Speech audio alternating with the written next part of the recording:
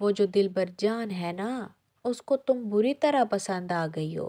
اس دن کے بعد سے اس نے اماں سے ایک ہی رٹ لگا رکھی ہے کہ وہ تم سے ہی شادی کرے گا۔ اماں نے فیاض خان سے بات کی تو اس نے رضامندی ظاہر کر دی۔ اب اس جمعے کو تمہارا نکاح ہے دلبر جان کے ساتھ۔ اور بند کر دو لالے اپنی بکواس، وہ چیخی۔ میں کروں بھی کیوں شادی دلبر جان سے؟ اسے شرم نہیں آئی تمہیں چھوڑ کر مجھے پسند کر رہا ہے؟ اور تم اتنی خوش ہونے کی ایکٹنگ کیوں کر رہی ہو میرے لیے؟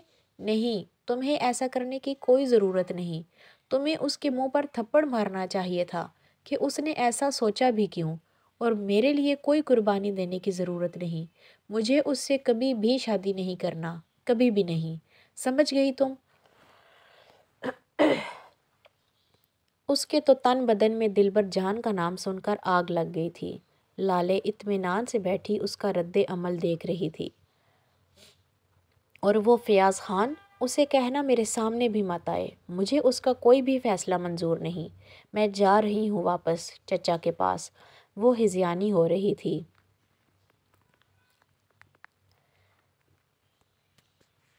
لالے نے اسے پانی کا گلاس تھمایا جسے اس نے ہاتھ مار کر گرا دیا۔ اس نے گلاس اٹھا کر تپائی پر رکھ دیا۔ میں نے تو کہا تھا کوئی وظیفہ لا دوں۔ وہ اس کے سامنے فرش پر دوزانو بیٹھ گئی۔ سوری، اس پر اسمارا کی کسی بات کا اثر نہ ہو رہا تھا۔ ہاں، دیکھ لیا تمہارے وظیفے کا اثر۔ وہ تمہیں چھوڑ کر، بات ادھوری چھوڑ کر اس نے پھر رونا شروع کر دیا۔ اچھا سنو، لالے نے اس کے گھٹنوں پر ہاتھ رکھے۔ تمہارے پاس جیمز کا کوئی اتا پتہ، کوئی تصویر، کچھ بھی ہے کیا؟ وہ رونا بھول کر اس کی شکل دیکھنے لگی۔ یہ بھی جیمز کی باتیں کرنے لگی؟ فیاض خان اسے سارے میں نشر کرتا پھر رہا ہے۔ فیاض خان پر اس کا غصہ سوا ہو گیا۔ میں کسی جیمز کو نہیں جانتی اور آئندہ اس کا ذکر مت کرنا۔ اس نے لالے کے ہاتھ پیچھے ہٹائے اور پیروں میں چپل اڑستی باہر نکل گئی۔ لالے نے کندھے اچکائے، کمبل اوڑھا اور سونے کی تیاری کرنے لگی۔ باقی آئندہ، اس نے آنکھیں میچتے ہوئے سوچا اور مسکرا دی۔ میں نے تمہیں کہا تھا جیمز اگر مل جائے تو اس سے شادی کر لینا۔ یہ فیاض خان تھا جو صبح ہی صبح آن وارد ہوا تھا۔ وہ برآمدے میں بیٹھی دھوپ کو آنکھ مچولی کرتے دیکھ رہی تھی۔ کل شام کو برف باری تھم گئی تھی اور صبح سورج نے اپنی ہلکی سی جھلک دکھائی تھی۔ وہ چائے کا کپ لیے برآمدے میں ابھی آئی ہی تھی جب فیاض خان آ گیا تھا۔ اس کے اندر کا اتنا غصہ تھا کہ اس کے چہرے سے عیاں ہو رہا تھا۔ فیاض خان اس کا لال بھبو کا چہرہ دیکھ چکا تھا لیکن نظر انداز کر گیا تھا اور آتے ہی اپنی پٹاری کھول دی تھی۔ خوشیاں بار بار دستک نہیں دیتی۔ ہاں جی، وہ من ہی من میں بدبدائی، اور جیمز تو جیسے اس کے دروازے کے باہر اس کا منتظر ہی تو کھڑا تھا۔ اس کو ابھی لالے کی باتوں کا بھی غصہ تھا، اوپر سے اب یہ شروع ہو گیا تھا۔ لیکن تم بھی، خیر، میں اب تمہارا رشتہ طے کرنے آیا ہوں۔ اسی جمعے کو نکاح بھی کر جاؤں گا تاکہ میری ذمہ داری ختم ہو۔ تم محفوظ ہاتھوں میں چلی جاؤ تو مجھے بھی سکون ہوگا۔ کیوں؟ آپ کو کیوں سکون ہوگا؟ وہ ایک دم بھڑکی۔ فیاض خان نے اسے حیرت سے دیکھا۔ یہ وہ کس طرح بولی تھی؟ آپ تو سکون میں ہیں ہی، شادی کے بعد شادی کیے جا رہے ہیں، میرا تماشا بنا دیا ہے۔ کیا ضرورت تھی سب کو سب کچھ بتانے کی؟ میں ساری عمر گزار دیتی، کسی کو پتہ نہ چلنے دیتی، بیٹھی رہتی آپ کے نام پر، لیکن آپ کو جانے کہاں سے پتہ چل گیا؟ اور ساری بستی میں آپ نے جیمز کے نام کے ساتھ مجھے جوڑ کر بدنام کر دیا۔ ہر ایک مجھ سے جیمز کے بارے میں پوچھتا پھرتا ہے۔ کیا کیا ہے آپ نے میرے ساتھ؟ آپ کو کچھ اندازہ بھی ہے؟ وہ بری طرح پھٹ پڑی تھی۔ فیاض خان کو شاید اس رد عمل کی توقع نہیں تھی اور نہ ہی اس نے اس کو پہلے اس موڈ میں دیکھا تھا۔ وہ حیرانی سے اسے بولتے پھر پھوٹ پھوٹ کر روتے دیکھتا رہا۔ وہ یکسر بھول گیا کہ اس سے کیا بات کرنے آیا تھا۔ اس نے ہاتھ میں پکڑا لفافہ چارپائی پر رکھا اور اٹھ کھڑا ہوا۔ وہ اسی زور و شور سے رونے میں مشغول تھی۔ میں چلتا ہوں، شام میں دوبارہ آؤں گا۔ کچھ لڑکے بھجوا رہا ہوں صحن کی برف ہٹانے کے لیے، اور امید ہے شام تک تمہارے دماغ پر بھی جمی برف پگھل جائے گی اور سوچنے سمجھنے کی صلاحیت بحال ہو جائے گی۔ وہ اس پر ایک نظر ڈال کر لمبے لمبے ڈگ بھرتا باہر نکل گیا۔ اپنی صفائی میں اس نے ایک لفظ نہیں کہا تھا۔ اماں بتاتی ہیں جب میں پیدا ہوا تو بالکل انگریزوں جیسا تھا، ویسے ہی بال، ویسے ہی نین نقش، بالکل ٹام کروفر جیسا۔ یہ مجھے بعد میں پتہ چلا فلمیں دیکھ دیکھ کر۔ مجھے اپنا نام بہت برا لگتا تھا، دلبر جان۔ جب ذرا بڑا ہوا تو اپنا نام بدل لیا، میں خود کو جیمز کہلوانے لگا، پتہ نہیں کیوں، لیکن ایک کہانی میں یہ نام پڑھا تو مجھے لگا وہ ہیرو بالکل میرے جیسا تھا، سو میں نے اپنا نام جیمز رکھ لیا۔ ابا نے بہت لعنتیں دیں، اماں نے ڈانٹا، لیکن سر پھرا تھا، ایک نہ مانی۔ پڑھائی میں اچھا تھا، محنت بھی کرتا تھا، اچھے نمبر آتے تھے۔ ابا سے وعدہ لیا کہ وہ مجھے شہر پڑھنے کے لیے بھیجے گا، لیکن اس سے پہلے ہی ایک اور حادثہ ہو گیا۔ اس روز چھٹی کے بعد گھر آتے ہوئے میں نے چچا گل خان کی بھوری بھینس کھول دی۔ 2 دن پہلے وہ اسے ساہیوال سے لائے تھے۔ وہ ابھی مانوس نہیں تھی، اس کا جدر منہ اٹھا بھاگ لی۔ گل خان چچا نے آسمان سر پر اٹھا لیا۔ میں سارے گاؤں میں پھرتا پھراتا جب شام کو گھر پہنچا تو ابا مجھے پیٹنے کے لیے تیار بیٹھے تھے۔ ان کے ہاتھ میں ٹوکا تھا جس سے وہ کام کر رہے تھے۔ مجھے دیکھتے ہی وہ میرے پیچھے بھاگے، میں خوف کے مارے آگے آگے، ابا پیچھے پیچھے۔ ابا کو مجھ پر بہت ہی غصہ تھا۔ بھاگتے بھاگتے ہم نیچے سڑک پر آ گئے۔ میں نے پیچھے مڑ کر دیکھا ہی نہیں کہ ابا میرے پیچھے تھے بھی یا نہیں۔ میں نے جمپ لگائی اور سڑک کنارے کھڑی گاڑیوں کی قطار میں چھپ گیا۔ پھر وہم ہوا پکڑا جاؤں گا، اس لیے ایک گاڑی میں گھس گیا۔ جانے کب تک چھپا رہا، ابا نہ آئے اور مجھے وہیں چھپے چھپے نیند آ گئی، اور وہیں میری زندگی کا ٹرننگ پوائنٹ تھا۔ قصہ مختصر، جس گاڑی میں میں چھپا تھا وہ گاڑی کسی کرسچن فیملی کی تھی، اور وہ فیملی بے اولاد تھی۔ میری صورت انہیں اولاد مل گئی۔ 12 سال کا بچہ جس کا نام بھی جیمز تھا، وہ عجیب سی عمر تھی۔ ابا کے خوف سے میں کئی دن چھپا رہا۔ مجھے لگا تھا ابا ٹوکے سے میرے ٹوٹے کر دیں گے۔ مسٹر اینڈ مسز پیٹر نے مجھے اپنا بیٹا بنا لیا۔ انہوں نے مجھے بہت پیار کیا، مجھے اسکول میں داخل کروا دیا۔ مجھے یہ سب بہت اچھا لگ رہا تھا۔ ان کا گھر بھی ہمارے گھر سے مختلف تھا اور بہت خوبصورت بھی۔ میں واپس جانا ہی نہیں چاہتا تھا۔ ڈھیر سارے بہن بھائی، گھر میں ہر وقت لڑائی، ابا کا غصہ، اماں کا چڑچڑاپن، اور یہاں امن سکون۔ مسٹر اور مسز پیٹر اتنے نرم لہجے میں بولتے کہ طبیعت خوش ہو جاتی۔ انہوں نے کئی بار مجھ سے پوچھا تھا کہ اپنے گھر کا پتہ بتا دوں، لیکن میں نے ہر بار جھوٹ ہی بولا اور یہی کہا کہ میں ان کا بیٹا بن کر رہنا چاہتا ہوں۔ وہ خوش اور مطمئن ہو گئے۔ اب سوچتا ہوں ابا کا ٹوکا شاید میرے ٹکڑے نہ کرتا، لیکن میں نے خود اپنے ٹکڑے ٹکڑے کر ڈالے تھے۔ میں ان کے ساتھ چرچ جاتا، جیمز جو تھا پرے کرتا، اور میرے اندر کوئی مجھے کاٹتا رہتا۔ ابا نے ڈھونڈا تو ہوگا، لیکن میں انہیں ملا ہی نہیں۔ میں تو اپنی شناخت خود ہی کھوتا جا رہا تھا۔ میں پڑھائی میں چونکہ اچھا تھا اور شوق بھی تھا، اس لیے ہر کلاس میں ٹاپ کرتا رہا۔ مسٹر پیٹر نے مجھے ہائر اسٹڈیز کے لیے امریکہ بھجوا دیا۔ میں نے زولوجی میں MSc کیا۔ پہاڑی بندہ تھا نا، زمین میرے اندر رچی بسی تھی۔ ابھی مزید پڑھنے اور ریسرچ کا ارادہ تھا کہ مجھے ایک آسٹریلوی لڑکی سے محبت ہو گئی۔ وہ چند دنوں کے لیے کسی کورس کے سلسلے میں لندن آئی تھی۔ مجھے اچھی لگی، ہماری دوستی ہوئی، اور پھر یہ دوستی محبت میں بدل گئی۔ پھر ایک دن مجھے پتہ چلا کہ وہ لڑکی مسلمان ہے۔ مجھے کوئی فرق نہیں پڑتا تھا، میں تو آدھا تیتر آدھا بٹیر تھا۔ سوائے ایک مسلمان گھرانے میں پیدا ہونے کے میری اور شناخت ہی کیا تھی؟ James Peter. جب میں نے سارا سے کہا کہ ہم شادی کر لیتے ہیں تو اس نے منع کر دیا۔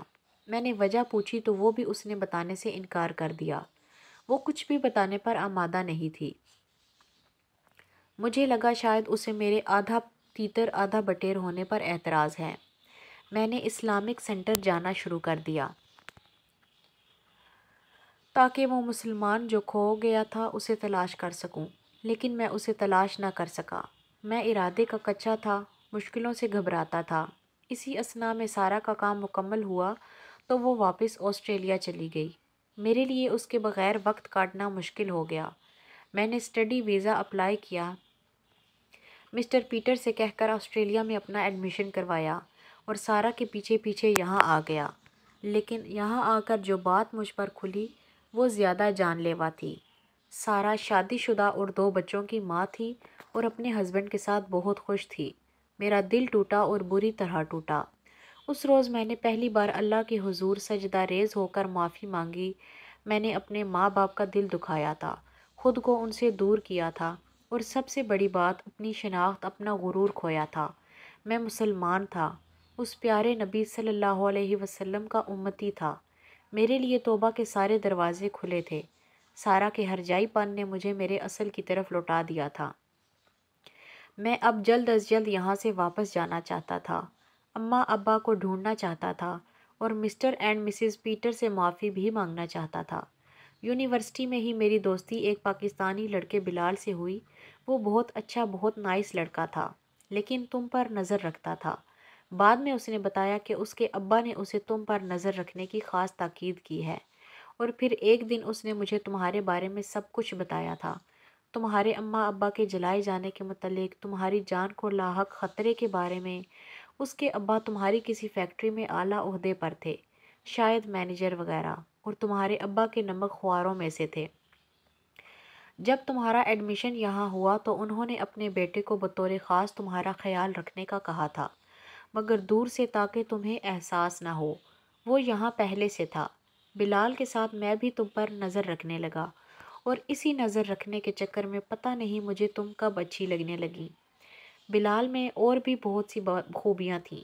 وہ 5 وقت کا نمازی تھا، روزانہ تلاوت کر کے یونیورسٹی آتا، اور پھر قرآن کے بارے میں مجھے بتاتا رہتا۔ وہ بھی مجھے غیر مسلم ہی سمجھا تھا، اور مجھے اچھی اور مذہبی باتیں بتاتا رہتا، اور میں سنتا رہتا۔ شاید اس کی باتوں کا اثر تھا کہ میں اب اپنے آپ کو بدلنے لگا تھا۔ میں نے اپنے کمرے سے سب سے پہلے ام الخبائث کو ہٹایا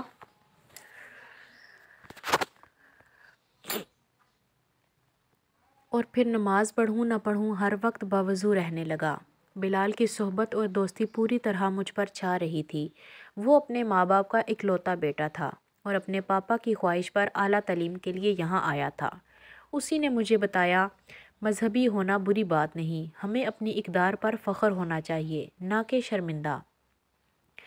پھر تم بھی میرے سامنے تھیں۔ میں نے جو باتیں تم سے پوچھی تھیں اس لیے نہیں کہ میں تمہیں شرمندہ کرنا چاہتا تھا، بلکہ اس لیے کہ وہ ساری باتیں میں نے بلال میں دیکھی تھیں اور اس سے سیکھی تھیں۔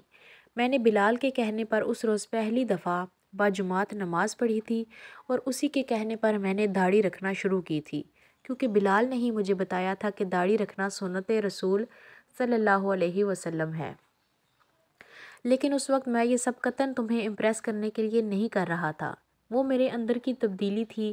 لیکن جب تم نے شور مچا کر وہ سب کیا جس سے میرا سال ضائع ہوا، تو مجھے تم پر بہت غصہ اور دکھ ہوا تھا۔ میں نے جان لیا ساری لڑکیاں ہی بد مزاج اور بے وفا ہوتی ہیں۔ بلال اکثر مجھے بلے شاہ اور حضرت سلطان باہو کا کلام گا کر سناتا، اور پھر انگلش میں اس کا ترجمہ بتاتا۔ میری اردو اتنی اچھی نہیں تھی، اور پھر مسٹر پیٹر جس لہجے میں مجھ سے بات کرتے تھے، اور پھر جس قسم کے اسکول اور یونیورسٹیز میں پڑھا، میرا لب و لہجہ ویسا ہی ہو گیا تھا۔ اب سوچو، ایک تو میری شکل، اوپر سے نام اور حلیہ، پھر بولنے کا انداز، کون نہ سمجھتا میں انگریز ہوں۔ بلال اندر سے پورا مذہبی تھا، وہ اپنے مذہب اور اپنے رسم و رواج کو بہت زیادہ پسند کرتا تھا۔ میں نے اس کے منہ پر کبھی لڑکیوں، فیشن کی یا اور ساری باتیں جو لڑکے کرتے ہیں نہیں سنی تھیں۔ اکثر بیٹھے بیٹھے وہ پنجابی میں گنگنانے لگتا، اور پھر میرے پوچھنے پر مجھے اس کا مطلب سمجھاتا، جو سیدھا دل میں اتر جاتا۔ میرے اندر سے آدھا تیتر نکل گیا تھا۔ اللہ اور اس کے نبی صلی اللہ علیہ وسلم کی باتیں مجھے سمجھ آنے لگی تھیں، مجھے ان سے پیار ہونے لگا تھا۔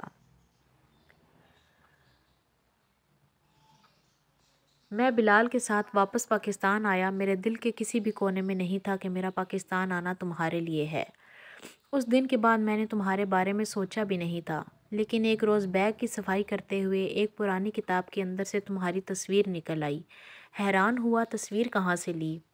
جب مجھے تم سے عشق ہوا تھا نا، میں نے خاموشی سے اپنے کیمرے میں تمہاری تصویر لے لی تھی، اور پرنٹ آؤٹ کروا کے اپنے پاس رکھ لی تھی، اور تصویر دیکھتے ہی پتہ نہیں کہاں سے وہ کھوئی محبت جاگ اٹھی۔ کچھ بھی تھا، تم نے میرے ساتھ جو بھی کیا تھا، میں نے واقعی تم سے محبت کی تھی۔ جانے اب کہاں ہوگی۔ کئی بار سوچا بلال کو فون کر کے پوچھ لوں، لیکن ہمت نہ ہوئی۔ میں نے اس کے ساتھ کبھی لڑکیوں کی بات نہ کی تھی۔ مسٹر اینڈ مسز پیٹر کو میں اصل حقیقت بتا چکا تھا، ان سے معافی بھی مانگی تھی، غلط بیانی کی، لیکن وہ بھی اس خوف میں مبتلا ہو گئے تھے کہ میں انہیں چھوڑ جاؤں گا۔ میں جانا چاہتا تھا اپنے ماں باپ کی تلاش میں، لیکن ان کو چھوڑ دینے کا میں نے کبھی نہیں سوچا تھا۔ میں نے ان کو تسلی دی کہ میں اب بھی ان کے ساتھ ہی رہوں گا، صرف اپنے ماں باپ کو ڈھونڈوں گا۔ پھر ایک روز بلال نے مجھے وہ تلخ سچائی بتائی جو اسے اپنے والد کے ذریعے پتہ چلی۔ تمہارے چچا نے یہی مشہور کیا تھا کہ تم اپنے کسی انگریز دوست کے ساتھ بھاگ گئی ہو اور اس سے شادی کر لی ہے۔ میں تمہیں ایسی لڑکی نہیں سمجھتا تھا، اس لیے بہت رنج ہوا۔ محبت ایک بار پھر مجھے دھوکہ دے گئی تھی۔ میں کافی عرصہ افسردہ رہا، پھر میں نے نماز میں پناہ لی، بہت رویا، بے چین ہوا، تڑپا، لیکن بالآخر اللہ تعالیٰ نے مجھے صبر دے ہی دیا۔ میری جاب ہو گئی تھی اور میں نے پورا دھیان اپنے کیریئر پہ لگا دیا۔ انہی دنوں سروے کے لیے مجھے شمالی علاقہ جات جانا پڑا۔ علاقے جانے پہچانے لگے، سوچا ہو سکتا ہے ماں باپ بہن بھائی مل جائیں۔ مجھے ابا کا نام یاد تھا، کام یاد تھا۔ میں نے پوچھنا شروع کیا تو ایک روز میں ان تک پہنچ ہی گیا۔ ان کو اپنی آنکھوں پر یقین نہیں آ رہا تھا کہ میں 15 سال بعد ان سے آ ملا ہوں۔ اماں نے تو میری جدائی میں بڑے بھائی کا نام ہی دل بر جان رکھ چھوڑا تھا۔ وہ کچھ مجھ سے مشابہ تھا، تو بس وہ مجھے اسی میں کھوجنے لگے۔ اتنے سالوں بعد کھوئے بیٹے کا مل جانا ان کے لیے بہت بڑی نعمت تھی۔ انہوں نے سارے گاؤں میں مٹھائی بانٹی، شادیانے بجائے، اور یوں میں اپنے اصل کی طرف لوٹ آیا۔ میں نے اپنا نام بھی بدل لیا، فیروز خان، لیکن مسٹر پیٹر کے لیے میں ابھی تک جیمز ہی تھا۔ وہ مجھے اسی نام سے پکارتے، اسی نام سے متعارف کرواتے۔ میں ہفتے کے 2 دن ان کے ساتھ گزارتا، وہ اسی پر راضی برضا ہو جاتے۔ میرے وہم و گمان میں بھی نہیں تھا کہ تم مجھے یہاں مل جاؤ گی۔ اماں نے خالہ کو بڑے بھائی کی شادی کے سلسلے میں بلایا ہوا تھا۔ میں اپنے کمرے، ابا نے میرے لیے الگ کمرہ بنوایا تھا، اٹیچڈ باتھ والا، کیونکہ وہ جان گئے تھے کہ میں کس قسم کی زندگی کا عادی ہو چکا ہوں۔ اپنے کمرے کی سیٹنگ کر رہا تھا، یونیورسٹی کے زمانے کی ساری تصاویر نکال کر اچھی تصاویر منتخب کر رہا تھا دیوار پر لگانے کے لیے۔ اسی وقت خالہ بھی اندر آ گئیں۔ ارے فیروز بیٹا، تم تو 2 گھڑی بھی خالہ کے پاس نہیں بیٹھے، سالوں بعد ملے ہو، کچھ تو آنکھوں کی ٹھنڈک کا سامان بنو۔ انہوں نے مجھے اپنے ساتھ لپٹا لیا، پھر حال چال پوچھنے لگیں اور وہیں بیٹھ کر وہ تصاویر اٹھا کر دیکھنے لگیں، پھر ایک دم چیخ مار کر اٹھیں۔ ہائے اللہ سمی، ارے یہ تو فیاض خان کی گھر والی ہے، تم اس کی فوٹو کیوں اٹھائے پھر رہے ہو؟ انہوں نے جن نظروں سے مجھے دیکھا، لگ رہا تھا تم پر سے تو اعتبار گیا، ساتھ ہی میرا کردار بھی مشکوک ہو گیا۔ میں نے جلدی سے تصویر پکڑ لی۔ نہیں خالہ، یہ میری آسٹریلیا میں کلاس فیلو تھی، مطلب میرے ساتھ پڑھتی تھی، اسمارا نام تھا اس کا۔ میں نے تعارف کروایا، لیکن وہ مان کے ہی نہ دیں۔ ارے نہیں بیٹا، یہ فیاض خان کی گھر والی ہے، اور آسٹریلیا تو کیا، اس نے تو میرا خیال ہے پورا لاہور بھی نہیں دیکھا ہوگا۔ ارے اس کو تو فیاض خان کہیں سے خرید کر لایا ہے 4-5 سالوں سے، تو میں اس کو دیکھ رہی ہوں، ہو بہو یہی ہے۔ مجھے ایک پل کو لگا شاید وہ ٹھیک کہہ رہی ہیں، ایک ہلکی سی بے چینی نے میرا احاطہ کر لیا۔ خالہ آپ مجھے اس سے ملوا سکتی ہیں؟ استغفر اللہ، انہوں نے کانوں کو ہاتھ لگائے۔ تم تو سچی میں انگریز ہی بن کر آئے ہو، تم اس کی شکل نہیں دیکھ سکتے، ملنے کی بات کرتے ہو؟ قتل کر دے گا فیاض خان اپنی بیوی کو اگر اسے پتہ چل گیا کہ اس کی تصویر تمہارے پاس ہے۔ لا ادھر تصویر مجھے دے۔ انہوں نے تصویر مجھ سے مانگی، میں نے انکار کر دیا۔ ایسا کیسے ممکن تھا؟ ایک تصویر ہی تو رہ گئی تھی میرے پاس۔ نہیں خالہ، یہ فیاض خان کی بیوی نہیں ہے، آپ کو غلط فہمی ہوئی ہے۔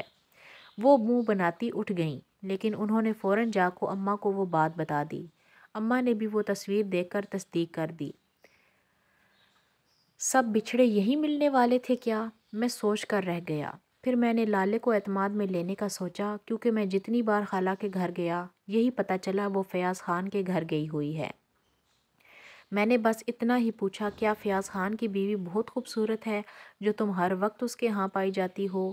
وہ نان سٹاپ شروع ہو گئی، فیاض خان کو کانا دیو اور جانے کیا کیا کہتی چلی گئی، یہ کہ وہ تمہیں زبردستی کہیں سے اٹھا کر لایا ہے وغیرہ وغیرہ۔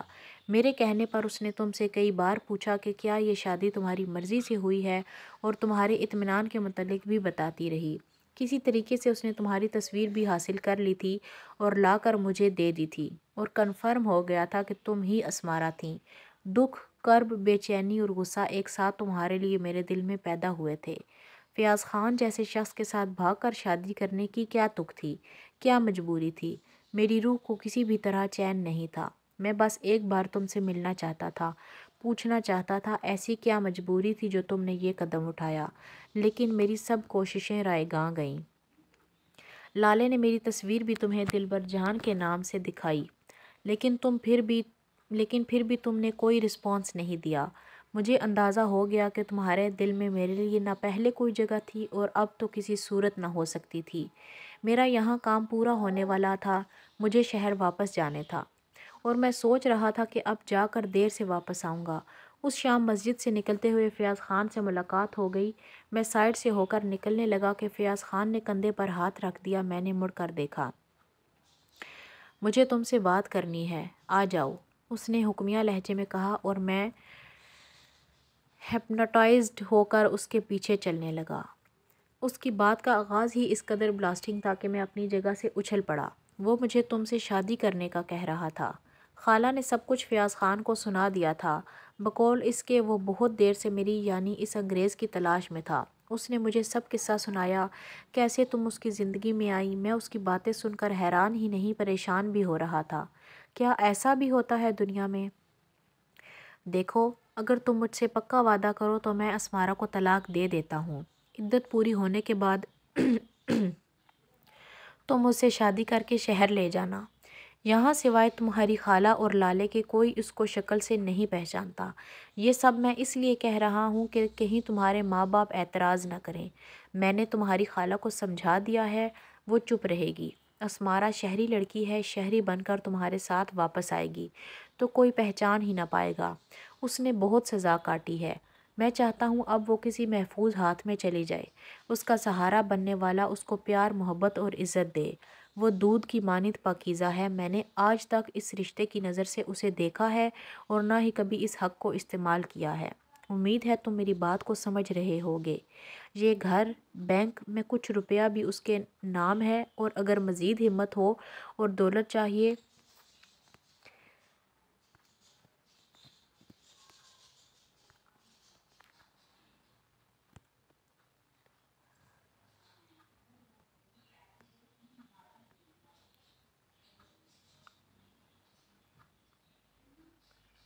تو اس کی ساری جائیداد شہر میں موجود ہے، بس ذرا واپس لینی پڑے گی۔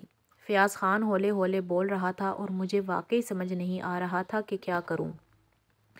اس عجیب و غریب کہانی کا کوئی بھی سرا میرے ہاتھ آ کے نہیں دے رہا تھا۔ مجھے اپنا تو یقین تھا، لیکن تمہارے بارے میں کچھ یقین نہیں تھا۔ تم میرا ساتھ چاہتی ہو، تمہارے دل میں میرے لیے کوئی سافٹ کارنر ہے بھی کہ نہیں؟ اور پھر فیاض خان مجھے ہی کیوں ڈھونڈتا پھر رہا تھا؟ ان سب سوالوں نے مجھے چکرا کر رکھ دیا تھا۔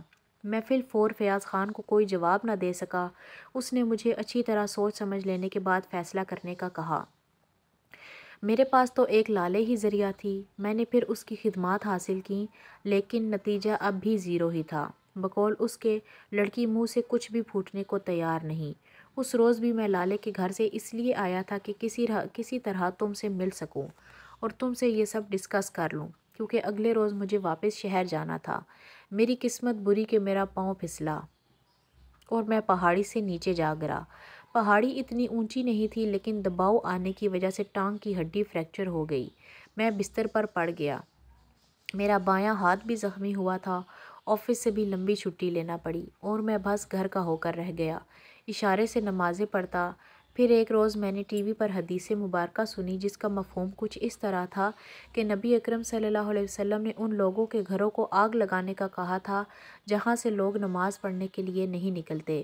میرا رواں رواں کانپ اٹھا۔ میں نے ابا سے کہہ کر ویل چیئر منگوائی اور مسجد جانے لگا۔ میں خوش ہوں کہ میں اپنی بیماری کو عذر نہیں بنایا اور میرے رب نے مجھے سرخرو کیا۔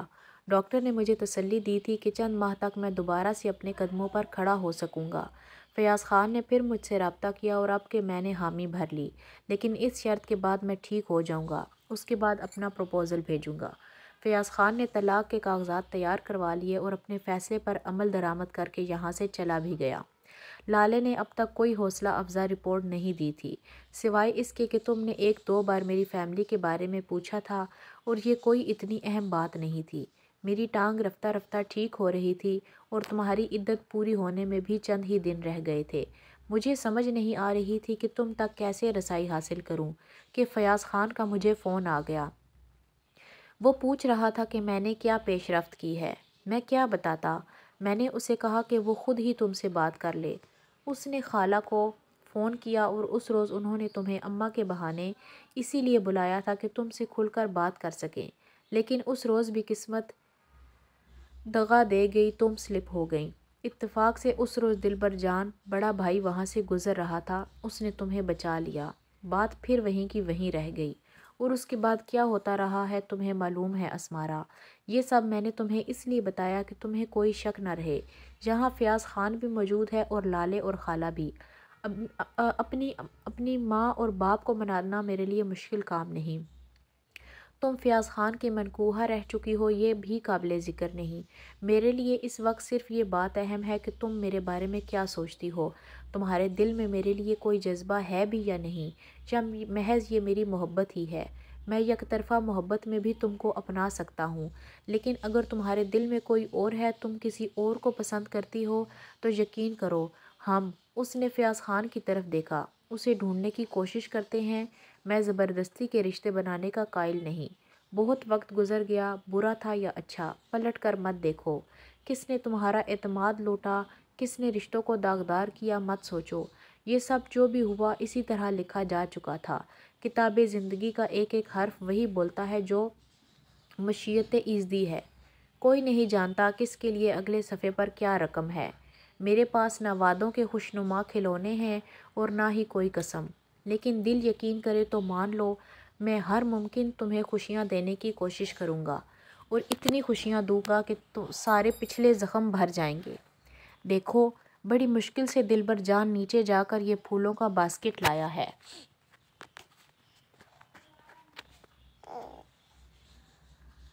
کہتا ہے پھولوں سے بہتر آپ کے دل کا حال کوئی نہیں بتا سکتا۔ دل کرے تو ان کی خوشبو کو سمجھ لو، ورنہ تمہاری مرضی۔ فیروز خان بولتے بولتے چپ ہوا تو یوں لگا کائنات تھم گئی ہو۔ صبح تو فیاض خان چلا گیا تھا، لیکن شام میں آیا تو فیروز خان عرف جیمز ہمراہ تھا، ویل چیئر گھسیٹتا، اور اسی پل اسے لگا تھا اس کا دل بند ہو جائے گا۔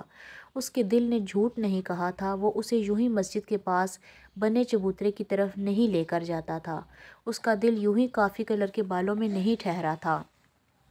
وہ ایک ٹک اسے دیکھ رہی تھی۔ میں نے تمہیں کہا تھا نا، جیمز اگر کہیں مل جائے تو اس سے شادی کر لینا، فیاض خان نے پھر دہرایا۔ اور یہ میں نے یوں ہی نہیں کہا تھا۔ تمہاری آنکھوں میں جیمز کی محبت نور بن کر دمکتی تھی۔ تمہارے دعا کو اٹھے ہاتھوں کو بار بار میں نے بے جان انداز میں گرتے دیکھا تھا۔ تمہارے ٹرنک میں 7 کپڑوں میں لپٹی وہ تصویر جیمز کی ہی تھی نا۔ میں جانتا ہوں تم نے میرے ساتھ اپنا رشتہ ایمانداری سے نبھایا، بس ابا جی نے مجھے شروع میں کہہ دیا تھا کہ تو جس لڑکی کو بیاہ کر لایا ہے، اس کا دل اور روح کہیں اور ہے، خالی جسم اس گھر میں ہے۔ میں پھر کہوں گا، محبت بار بار دستک نہیں دیتی۔ تمہیں اگر مجھ پر کوئی غصہ ہے، دکھ ہے تو مجھ پر نکال لو، لیکن خود پر میری ضد میں خوشیوں کے دروازے بند مت کرو۔ میں نے ہمیشہ تمہاری بھلائی چاہی ہے، اور جتنی میری عقل ہے اس حساب سے میں نے تمہارے لیے اچھا ہی کیا ہے۔ دل سے غصہ اور نفرت نکال دو۔ میں نے کون سا آئندہ تمہارے راستے میں آنا ہے؟ فیاض خان بات مکمل کر کے باہر نکل گیا۔ وہ سر جھکائے بیٹھی تھی۔ دنیا میں ابھی بھی اچھے اور مخلص لوگوں کی کمی نہیں تھی۔ کچھ لوگ خود غرض ہو گئے تھے، کچھ رشتوں نے چشم پوشی کی تھی، لیکن کچھ نہ کچھ تو اس سے بھی سرزد ہوا ہوگا۔ سزا و جزا کے پیمانے مقرر ہیں۔ فیروز خان نے منتظر نظروں سے اسے دیکھا۔ جب وہ اسی پوزیشن میں بیٹھی رہی تو وہ بھی باہر نکل گیا۔ خالہ نے بھی تقلید کی۔ اب کمرے میں صرف وہ اور لالے رہ گئی تھی۔ لالے نے اٹھ کر اس کے کندھوں کو تھاما۔ مجھ سے خفا مت ہو، میں تم سے ڈرتی تھی، اس لیے کھل کر نہیں بتا سکی، لیکن فیروز لالا کو میں نے ضرور بتا دیا ہے۔ کیا؟ اس نے یکدم سر اٹھایا۔ کہ تم بھی اس سے محبت کرتی ہو؟ تب سے؟ اس نے ایک دم کہا تو وہ چیخ پڑی۔ کیا تم نے یہ کہا اس سے؟ ہاں، اور یہ بھی کہا کہ عنقریب تم مجھ سے کوئی وظیفہ منگوانے ہی والی تھی۔ اب اس کا لہجہ شرارتی ہوا تھا۔ لالے، اس نے دانت پیسے، اور یہ کہ خالہ سے کہہ کر میرا اور سمی کا نکاح ایک ہی دن ہوگا۔ بات مکمل کر کے فوراً پیچھے ہٹی تھی کیونکہ اسمارا نے جوتا اٹھا کے اسے دے مارا تھا۔ سب کچھ کہنے کے لیے تھوڑی ہوتا ہے۔ وہ خفا ہوئی۔ کچھ باتیں دل میں چھپا کے رکھنے والی ہوتی ہیں۔ بس بس بس، لالے نے ہاتھ اٹھا کر اسے روکا۔ تم رکھو چھپا کے، میں نے تو دلبر جان سے بول دیا کہ اگر اس کے دل میں کسی شہری لڑکی کا خیال آیا تو میں اس کو قتل کر دوں گی۔ میرا مطلب ہے اس لڑکی کو۔ لالے نے ٹوکری سے ٹیولپ کا پھول نکال کر اس کے آگے لہرایا۔ اسمارا کو اپنے دل سے بوجھ سرکتا محسوس ہو رہا تھا۔ اس نے اٹھ کر کھڑکی کھول دی۔ ٹھنڈی یک ہوا کا جھونکا اندر آیا تھا۔ اس نے باہر جھانکا۔ آسمان صاف تھا۔ چاند اپنی پوری آب و تاب سے چمک رہا تھا اور پہاڑوں پر پھیلی برف اس قدر خوبصورت لگ رہی تھی کہ اس کا جی چاہا باہر نکال کر اس کی چاندنی میں نہا لے۔ پرانی اسمارا زندہ ہو گئی تھی۔ مؤذن نے صدائے اذان بلند کی۔ عشاء کا وقت ہو گیا تھا۔ اس نے جائے نماز بچھائی، وضو کی۔ لالے، میں نماز پڑھ لوں، پھر تم میرے ساتھ باہر واک کرنا دیر تک۔ دوپٹہ کھول کر دوبارہ لپیٹتے ہوئے اس نے بشاشت سے کہا۔ نہ، میں کیوں، اتنی ٹھنڈ میں؟ وہ بدکی۔ بس تب تک جب تک فیروز خان کی ٹانگ ٹھیک نہیں ہو جاتی، اس نے بے ساختہ کہا اور پھر فٹافٹ نماز کی نیت باندھ لی۔ کیا؟ لالے خوشی و مسرت سے چیخی اور پھر پھولوں کی ٹوکری اٹھا کر اس پر پلٹ دی۔ وہ سجدے میں تھی، اس کے ارد گرد پھول ہی پھول بکھر گئے۔ میں ابھی سب کو بتا کر آتی ہوں۔ لالے باہر بھاگی اور اسمارا نے سجدہ طویل کر لیا تھا۔ اسے بہت کچھ مانگنا تھا اپنے رب سے، معافی، خوشیاں، سکون اور فیروز خان کا محبت بھرا ساتھ، اور بے شک وہ دینے والی ذات ہے، کسی کو بھی اپنے در سے خالی نہیں لوٹاتی اور مانگنے والوں کو تو کبھی بھی نہیں۔